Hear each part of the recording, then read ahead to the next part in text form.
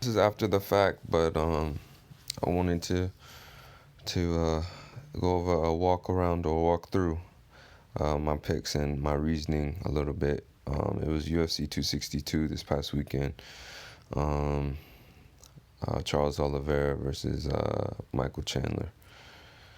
Went 10-4, percentile 100 points with the ESPN pick'ems.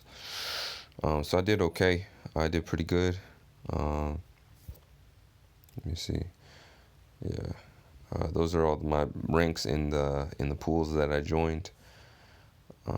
So my highest one was in the PTI,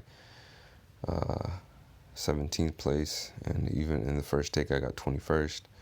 But yeah. Um, so the first fight of the night was Christios Giocos. I think, I believe he was favored, and I think he was up and down in the UFC. Um, I believe he was a bigger fighter. Can't remember what weight. Maybe like 55 or 70. He's a bigger fighter, had more reach and stuff like that. Yeah, 83% people picked him. And Sean Sheriano, I think he was training with Chandler. He's like a fellow gym member, gym teammate of Chandler. So Sean Sheriano, so he has to be around that weight, 55 or something like that. He's like a training partner. But yeah, he's been in the UFC and then got cut and then was able to come back maybe on a short notice fight. So I picked him, or I picked Christios, Christos Giogos to win that one.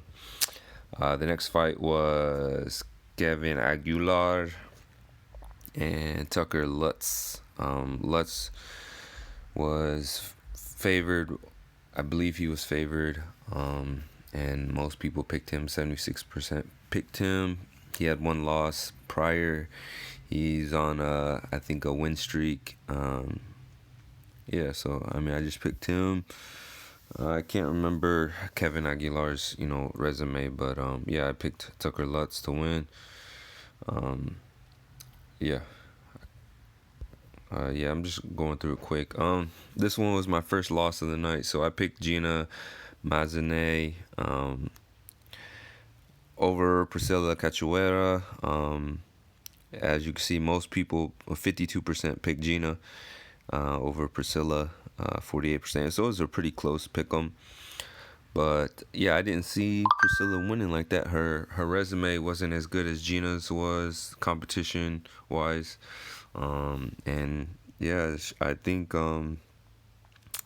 yeah, she's been up and down, but Gina's fought better people and maybe even beat better people. But yeah, I guess maybe Priscilla was against the wall, and I didn't see the fight to see, but she won by TKO, so that was my first loss of the day. Yeah, I didn't think her hands was like that, but I guess maybe so. So next thing, well, yeah, on here was over or under 1.5 fights in the first round, and there was 12 fights, and of course you say over, and there was 2, so I got that correct.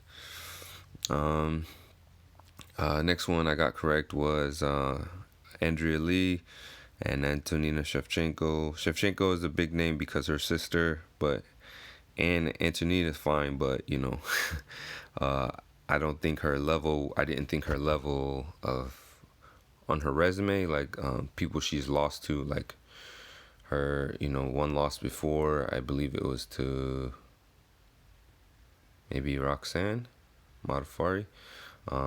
So she's not like a top 25er. But of course she's gotten better. Like on the ground and stuff like that. But I didn't think that she's there yet. And I thought Andrea Lee might have won her last 2 fights, but they were like split decision losses. But like, they could have went either way against Lauren Murphy and Roxanne Modafferi. So like she's up there. So yeah, I picked her to win, and she won by submission. Because Antonina, she's Muay Thai. She's been fighting Muay Thai with her sister and stuff for a long time, and so her striking is good. So, but her weak point would be like on the ground and stuff like that. But so that's obviously where Andrea Lee took it, and most people most people picked Antonina Shevchenko because her name's famous, and I didn't understand why people would do that, but looked like I was right. Next one, I looked at Jordan Wright. He lost his last fight. His first loss was to Joaquin Buckley. So he was real. I know he moves really well, and he just had his first loss against Buckley because Buckley's real explosive and stuff. But and he caught him against the fence, and sometimes it just happens like that. But he's real. He's pretty good. I think he had some quality wins on his resume. And Jamie Pickett, I believe he was like up and down his resume. Most people picked Jordan Wright, 61%. So, and he won by TKO. I was a little bit iffy on that one because the odds were about split on this one because, they're both long, rangy fighters at 85. I think 6'2", 6'3", and stuff like that. But yeah, that was a tough one to fight. But I picked Jordan Wright. And the next one was Lando Venata, who's very skilled, and he's always exciting to watch. But I guess most people took Mike Gundy, which is from England. People from England, I guess they said Mike Gundy's a wrestler. So, but I guess the knock on like a British fighter or stuff like that, like includes Wales and Scotland and all the UK, England, even Ireland and stuff. I know it's not part of the UK, it's different, but Northern Ireland, whatever. But a lot of fighters from there, like the wrestling is not the strongest point because it's not a big sport like it is in the United States. But I guess Mike Gundy was a good wrestler. So I heard in the interview, and I guess maybe people picked based off of their records. But I knew Lando Venata is really really good. He always has exciting fights, and I guess and he said he got into the UFC early, kind of learned on the run. Getting into like brawls and stuff with people, and even like. He's famous for taking a short notice fight against Tony Ferguson and almost finishing him. But, Ferguson, weathered the storm and got the finish in the second or something. But, Lando's really good, so I picked him. And I was like, other dude got to prove it. I don't really know my Grundy, and, Lando's a vet. So that's why I picked Lando. With this one, Jacare is older. He's a legend in the sport, but he's coming off of like maybe 3 or 4 losses, and then Andre Muniz, or I don't know if I'm saying that Muniz, if he's how to say that correctly, but he was he's on a streak. He's young, he's hungry, they're both 85ers, and I just Father Time is undefeated. Jacare is a beast. He's a legend, like I said. But, obviously what happened, he won by submission, but Jacare's arm broke in the arm bar. So I think, some of the vets, they don't want to tap. And they rather have a broken arm or something like that. But, I didn't see it. I picked Andre Muniz to win, because I think Jacare it's about time. Same thing with like a lot of the older fighters that are getting released, like Yoel and Rumble and stuff like that. Like I think it's probably about time to hang them up. But I mean, it's up to you what your position is. Even like Tony Ferguson and stuff like that. Like they're all going through like a long losing streak, similar to like BJ Penn. Like they were legends, and then they held on too long and got like 6, 7 losses on in a row, kind of thing, because they kept holding on when it's time to call it. But you know, everyone, it's your choice, I guess.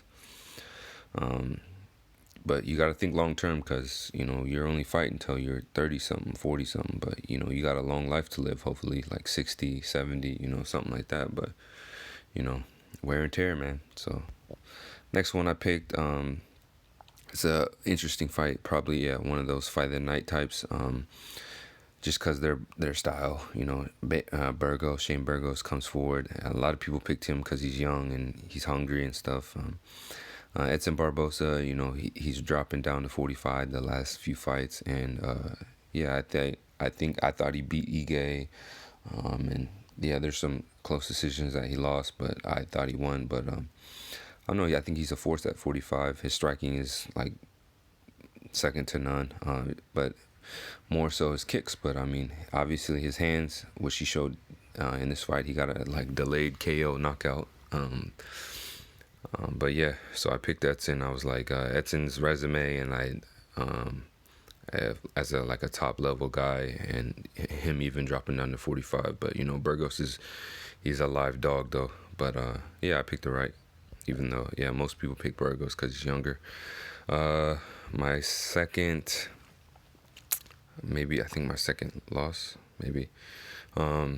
was Viviane Araújo, and I picked her over Caitlin Jukagian. I don't know. I thought I knew Viviane. She fades towards the end of the ends of the fights because she has a lot of. She's very big for the weight, or she's very muscular, and so when fights go longer, she starts to slow down and like not have that pep in her step, and she's not bouncing around as much. And then also her shots are a lot labored. But I thought, I think Caitlin showed that, or she got stopped by Andrade, maybe her last fight or her or 2 fights ago, to the body. And yeah, Caitlin, she's good at her footwork is good, and then she hasn't got any stoppages, so she's just like kind of a point fighter. And I mean, not to say that's a win's a win, but most people took Chukagian, but I thought maybe Viviane could break through. But yeah, she won the first round, and then the last 2 she got pieced up because she got tired. Yeah, so I picked that one wrong. Probably because there's some bias too, because I think Viviane's fine. But yeah, I probably should have picked Chukagian because of resume. But I got a thing for her, so I was like, oh, I hope she breaks through. But yeah, so she got pushed back, so probably got to work on that gas tank so she can have that same pop in the third round that she has in the first. Work on that, maybe more wrestling and stuff like that, so she can use that jiu-jitsu or something. But yeah, next one I got wrong was Matt Schnell. I don't really like him, but I picked him because I think the few other he was on a streak, and yeah, most people picked him. The other dude missed weight, and so I always should ride with somebody that misses weight because they usually win. Just hope that they lose. But no, I thought Schnell could get it. Could not get it, but could beat him. He beat, I think, Tyson Nam last or something like that. He's been on a win streak, so I picked him to win. But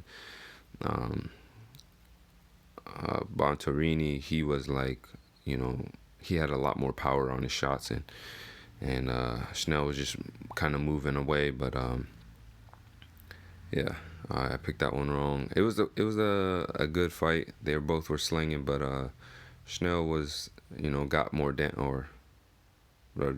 Rodrigo Bontorini, he like caused more damage, so that's pretty much why he won, I think. Yeah, so that was my third loss, I believe. Oh, okay, some of those are the odds are losses too and stuff, but okay, yeah. So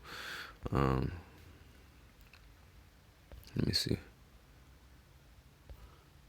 So I got this one wrong. 1, 2, 3. Okay. 3 things wrong. But then why does it say 10 and 4? Let me see. 1, 2, 3. Okay, so they include that. Okay, Schnell. Okay, that was lost. Okay, anyway, going back to it. What are we looking at on time? 15 minutes. It's all good. I'll try to wrap this thing up.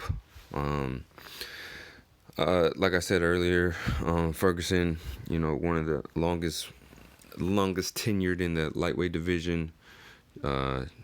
Just a super unique fighter. Weathers the storm, gets through. He don't tap. He's a zombie out there. But yeah, I think on the but you can fight as long as you want. But he's lost 2 straight, and now this is 3. So yeah, I picked and he's more popular than Beneil. No one really knows Beneil Dariush, but now he's in the top 5. So I think he was 3. But yeah, Tony Ferguson's the type of guy. I think my friend sent me a video, a screenshot of a comment. They said Tony Ferguson is the type of guy to change levels on his grandma when she comes in for a hug. So I thought that was pretty funny. But yeah, I knew Beneil Dariush. Well, it wasn't an easy fight to pick. It was, I would say, a pick 'em. But Beneil Dariush showed, he's the younger, more hungry, or he's the younger fighter. I think Ferguson's like 37 or something like that. Beneil's like maybe 32 or something. And, prime for a run. His other losses, he kind of, he caught a knee by Barbosa, and then he lost to Hernandez. But I think Hernandez, I remember it because Hernandez was trying to dap up, and then he kicked him right after. So it was kind of a dick move. But yeah, I don't like Hernandez at all. But yeah, and it seems like he's starting to change the other after he got up all the way to Cowboy, and then since then I don't know if he's won again, but he keeps getting finished. But like I said, I don't really like his I mean, he's a good fighter, but I don't like his attitude and stuff. So I don't mind if him getting losses, taking L's, and getting humbled. But I don't know if that's getting him humble, or if he's just ignoring, just erasing it from his memory. But I don't know. But yeah, so I like Beneil Dariush. He's a good fighter, well-rounded. Yeah, that knockout against Dakar Close was on the fence. That was pretty crazy. And Dakar's eyes went up, kind of like the Pat Barry knockout. But yeah, next one was the headliner, who will win the fight. Another close fight. Pick 'em. I just go off of, he's Charles is hot right now. It was 9 or 8 straight. Chandler just made his debut, a great debut. Walked down Hooker, finished him, Dan Hooker, and yeah, I didn't see that coming. I thought he would have lost that one because he's a shorter 55er, and Dan Hooker catches a lot of people with those knees when they come in, and then he went into a brawl with Poirier, and I didn't think that would happen either, but he showed me he was at the top. But Chandler walked him down, just caught him and finished it, and I was like, dang, I didn't see that coming. But yeah, I thought Charles, I'll go with somebody who's hot right now. He's dangerous. So what is it, 8 out of 9 finishes, and he probably should have had 9, but Tony doesn't tap, so he was like, I'll take that broken elbow, I'll take it. Most people will tap because they don't want a broken elbow, or your knee getting blown up, or your ankle being ripped off. But Tony don't tap to that because he's a different breed. But yeah, so I picked Oliveira. Most people had Chandler. I don't know why, but Or maybe because I guess the knock on Oliveira is that he quit a few times, like in fights and stuff. Like, but like he said, that was history. That was a long time ago. And and that was also a different weight class when he was like killing himself and stuff. So um, I don't want to be hearing the cussing and stuff. So yeah, I picked up Dutch because versatile, and he's been like hurting people on the feet and stuff. As of late. Who did he beat before Chandler? Oh yeah, he was piecing up Ferguson. Then took him down and was dominating, getting arm bars and stuff, and then getting a lot of finishes, submission. Um, like Kevin piecing him up and stuff. So I was like, yeah, he's a well-rounded submission guy. But next one I picked uh, Charles Oliveira versus Chandler. Well, when the fight. When will the fight end? I said third round. Most people said third or fourth, but it ended in second, so I didn't get that win. Um, a canceled fight was Jack Hermanson. I would have picked over Edmund Shabazian. Shabazian is still a great young prospect. His first loss was to Derek Brunson. Yeah, he just kind of showed him like the different levels that because Brunson's a vet and he's like he hasn't been able to get over the hump into the top guys, but he's still a veteran. But yeah, he just stopped him, showed him the grappling levels, and so yeah. And Hermanson is showed that he's a top guy, beating like Gastelum and Jacare and stuff like that. And so I think he lost to Vittori, but it was a very close fight as well. But yeah, I would have picked Hermanson, but I guess it got canceled probably maybe due to COVID or something like that. I don't remember I don't remember seeing the tiebreaker, but I don't know. I always put like 100 or 200 for total strikes. But yeah. Anyways, that's all, folks. Until next time.